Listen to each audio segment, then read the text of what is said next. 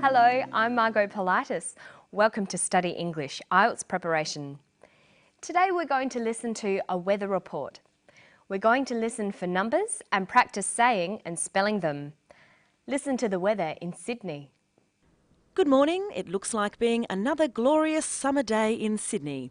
Temperatures will range from a minimum of 16 degrees in Richmond and 17 degrees in the city, with maximum temperatures reaching the high 20s, with 29 in Richmond and 27 in the city by early afternoon. This summer promises to be the warmest since 1987. The average minimum for this time of the year is 15 degrees Celsius and the average maximum is 22. Humidity will be high again today, ranging from 80 to 90% across the metropolitan area and possibly for the next 5 or 6 days. Sunrise will be at 5:45 a.m. and the sun will set at 7:43 p.m. The next full moon will be on December the 9th. For those interested in fishing and surfing, windy conditions will prevail all day, with winds gusting from the southeast from 10 to 15 knots, then easing to 10 to 11 knots by late afternoon. Swells along all Sydney beaches will range from 1 to 1.5 metres.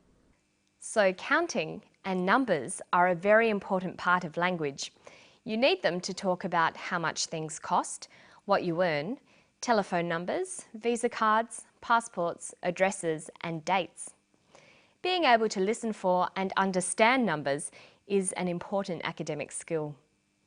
There are some conventions you need to learn, and you'll need to do a lot of practice listening for and saying numbers. Let's get started. Listen to these pairs of numbers.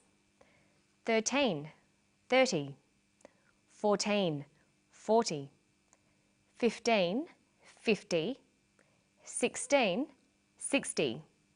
Now you try these ones. 17, 70. 18, 80. 19, 90.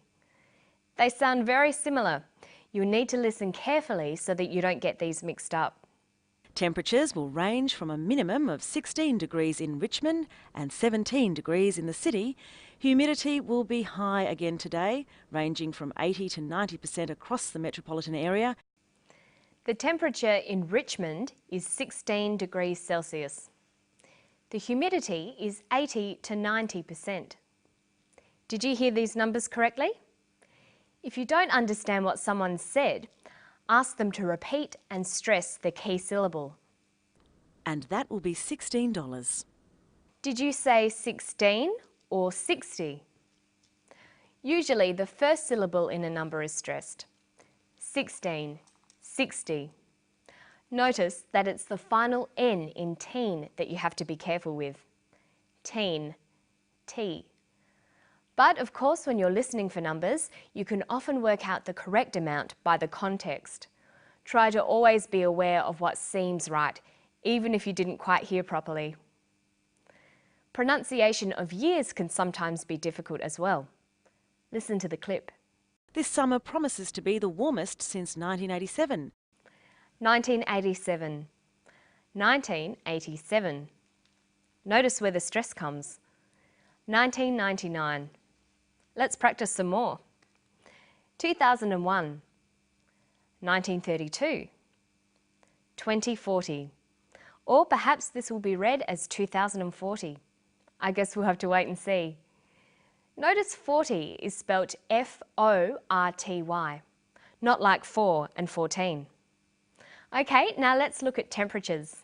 Temperatures will range from a minimum of 16 degrees in Richmond and 17 degrees in the city. Temperatures will range from 16 degrees Celsius. We write that as 16 degrees Celsius with a capital C. If it was in Fahrenheit, we'd write 16 degrees Fahrenheit with a capital F. But in Australia, we use Celsius. So when giving a temperature range, it's written 16 to 17 degrees Celsius or 16 to 17 degrees Celsius. These are both read out the same way. Notice that the 2 is unstressed. 16 to 17 degrees Celsius. Now we're going to listen to a different weather report. Look at it written and see if you can work out what should be written in the blanks. Here is the weather report for Sydney today, Tuesday the 14th of November. The sun will rise at 5:15 and set at 6:45. The minimum temperature for metropolitan Sydney will be 13, rising to a maximum of 30 degrees Celsius. Humidity today promises to be high at 70 to 80%. Okay, let's have a look at that. The weather report for Sydney today, Tuesday the 14th of November. She said Tuesday the 14th of November. The sun will rise at 5:15 and set at 6:45. The minimum temperature for metropolitan Sydney will be 13, rising to a maximum of 30 degrees Celsius. Humidity today promises to be high, 70 to 80%. How did you go with that? Remember, pronouncing final consonants will help considerably in hearing and understanding numbers. This is very important so that listeners understand what you say. Listen to the pronunciation of numbers here. Humidity will be high again today, ranging from 80 to 90% across the metropolitan area and possibly for the next 5 or 6 days. She says 5 or 6 days. By linking final consonants with the first vowels of the following word, your speech will sound more natural. We say 5 or 6, 7 and 8, 9 or 10. Okay, now let's listen for some times. Sunrise will be at 5:45 a.m. and the sun will set at 7:43 p.m. The next full moon will be on December the 9th. She says sunrise will be at 5:45 a.m. Sunset will be at 7:43 p.m. Notice the way we say the time. We say the hour and then the minutes as a whole number. And we add AM for morning, PM for afternoon. 5:45 a.m, 7:43 p.m. But there are a number of different ways of saying the quarter hours. We have 7 a.m. or 7 o'clock, 7:15 or 7:15, 7:45 or 7:45, 7:30, 7:30. Now let's listen to some more of the weather report. For those interested in fishing and surfing, windy conditions will prevail all day with winds gusting from the southeast from 10 to 15 knots, then easing to 10 to 11 knots by late afternoon. Notice that she says, for those interested in fishing and swimming. Interested here is a past participle, but it's used as an adjective. English verbs have two sorts of participles, present and past. So the regular verb to interest has interesting, interested. Bore, boring, bored.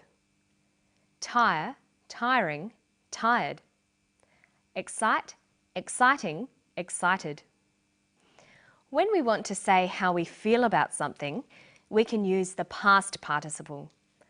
I am interested in science. I am bored with reading. I felt tired after that walk. But when we're describing the qualities of a person or thing, we use the present participle. Science is interesting. A good way to remember these is to make sure you always write a table with the past and present participles together. You'll notice that the present participle usually ends in ing and the past participle ends in ed. But of course, there are always irregular verbs to watch out for as well. And that's all for Study English today. Hope you keep practicing those interesting participles. They should keep you interested. See you next time. Bye-bye.